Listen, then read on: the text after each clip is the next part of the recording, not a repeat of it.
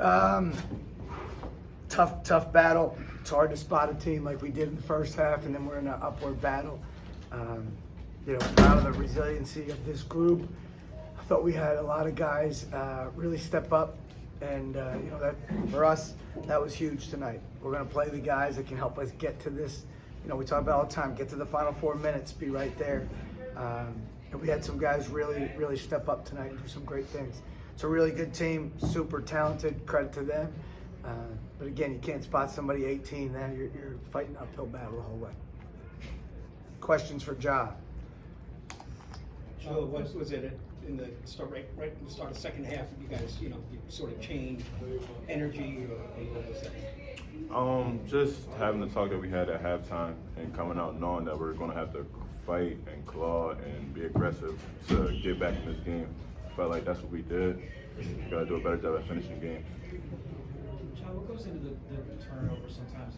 Were you guys kind of just getting to yourself, seeing something that was there at the rim with just some of the turnovers and the ball handling kind of cost you guys down the stretch? Yeah, I feel like in this game you're going to make mistakes, and that's all it is. It's the nature of the game that comes with the game. So, yeah. Jahlil, how did playing with 4 fouls kind of affect you towards the end of the stretch? Did you feel like you had to back off a little defensively? No, not at all. Not at all. No. What was it like playing against Nick tonight? It was a good experience. My first time playing against one of my old teammates, so it was definitely a good experience. Had you seen him pregame before the tip of the open, at the tip, right before the tip? Mm-hmm. Okay. Any other questions for Ja? All right, man, good job. Thank you. Questions? Yeah, I think it was the last 5 minutes, after all that clawing back, you had 7 turnovers in the last 5 minutes. It was a lot of one guy just not seeing the help. Yeah, we got to be strong with the basketball, right? They're known for a team that gets steals and gets out in the break, so we talked about it. There's a term we use is early easy. We got to be able to 2 feet pick it up and then look for the open guy and then get it to the next side of the floor. Again, they made some plays, It looked like when you guys were coming back, David Jones just kind of took it upon himself to just, take those contested shots and make them. I guess, what are your thoughts on guarding him and what he did to separate himself from you? Yeah, he made big shots. He's done it all year long, right? 23 and 10 and 4 for him tonight. I thought we did a nice job of getting a hand. He's a good player, made some tough shots. We try to deny him and take it out of his hands, and he still finds ways to get catches for them. So, when you got him and you have, Quinterly, both who have made big shots for them to win games, it's hard denying 2 guys because then your help gets a little confusing on the other side. But credit to him, he made some big shots. Adam, you've been honest about what Zion needed to do to see more minutes. Obviously, played pretty well tonight. Did you see kind of an uptick in his production in practice prior to tonight, or did he just earn the minutes as he went along? Yeah, we're almost at full strength, so we did a lot of competition, 2 teams, right, versus having maybe some walk-ons on a scout team. His challenge is defending and rebounding. That was our challenge to him. Can you defend? Can you rebound? And I got on him early. There were a couple plays in the first half. Defensively, he was not ready. And we said to him at halftime, it's grow-up time.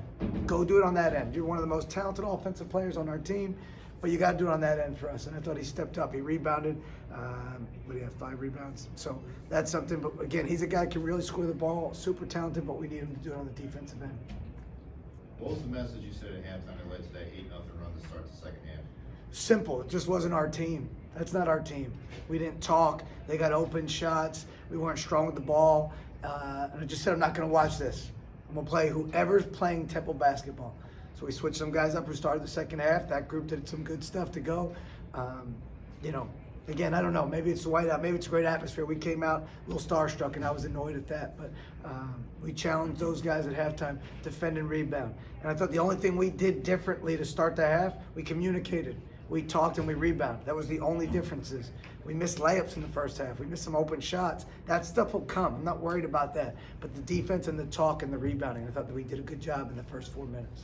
Adam, aside from the fundamental stuff you just mentioned that you guys did differently, they were up by 18 and a half, as much as 23, I think, in the first half. Was it something they did differently that showed you there was daylight there still, right? That gave you all confidence to stay in that game? Look, I grabbed my laptop. I don't normally do this, and I showed them the South Florida score. They played South Florida, 18, 20 something to go. South Florida's down 22. And then I showed them the final score on the video, and I showed it to everybody on the team. Who won the game? South Florida. So we've got to be able to fight. That's what they did. So they've been in these situations. This ain't over. And if you think it's over, don't come out of that locker room, because we're going to compete and play hard and get right back in this. What did you guys say when you're? They were ready to showing go. that I laptop? think they showed it. They just saw the score, got their focus, and then we came back out. Anything else? You get late in games like this, obviously, getting over the hump, and you know these guys haven't seen it result in a lot of wins. Do you think that might lead to some pressing at the end of games, like not knowing how to win and kind of not lacking some confidence to get over the hump at the end? Yeah, I don't think it's a confidence issue. I think it's, you know, we talk about the stonecutter, the quote, right, where you keep hitting the rock and you keep hitting the rock, and it's not that one blow, but it was the 100 before it. But we got to figure out, we've got to figure out how to get over the hump, and we know that. There's no moral victories for us. We got to figure it out, and that's what we talked about. We got a great opportunity with the first place team coming in here on Sunday. Quick regroup, but we got to figure it out. Thank you, guys. Thanks, and thank you.